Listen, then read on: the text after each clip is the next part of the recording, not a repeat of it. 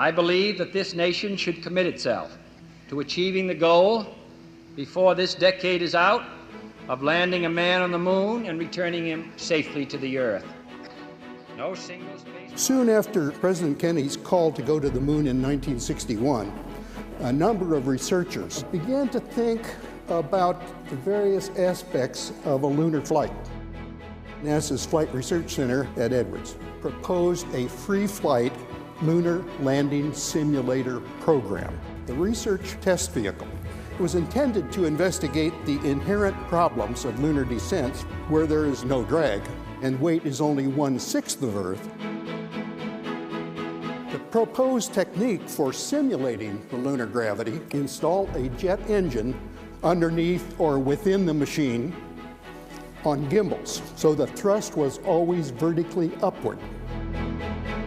The engine thrust would then be adjusted so that the craft's net weight, that is its gross weight minus the engine thrust, would equal its lunar equivalent. The force required to lift the net weight would be provided by throttleable rockets. The first flight of the LLRV in October of '64 was flown by Joe Walker. First liftoff was what you might call tentative. The second was considerably smoother. During the following year, Joe Walker and Don Malik flew about 150 development flights, expanding the flight envelope and investigating the adequacy of the design and the systems. An advanced version of the LLRV, the Lunar Landing Training Vehicle, or LLTV, proved to be an excellent simulator and was highly regarded by the Apollo lunar module crews as necessary to lunar landing preparation. Typically, the pilot took off with the gimbals locked, flew out to the inner marker, which in this case was about 400 to 500 feet altitude, about a quarter of a mile from the intended touchdown spot.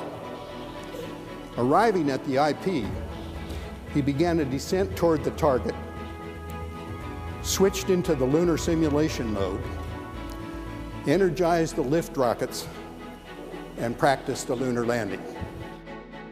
I was most fortunate to be involved throughout the entire lunar flying development. I had the pleasure of flying every one of the machines, the LLRF, the ground-based simulators, the LLRV, the LLTV, the lunar module, and even the Weber ejection seat, the last not by choice. NASA management was forever worried about the reliability and safety of these machines and continually wanted to shut them down. But the pilots insisted they were vital to lunar landing preparation, and they prevailed. Drift into the right a little. Head. Hey. Contact light.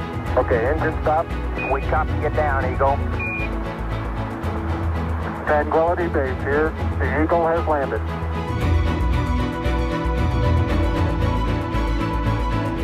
Thank you, Neil, Buzz, and Mike.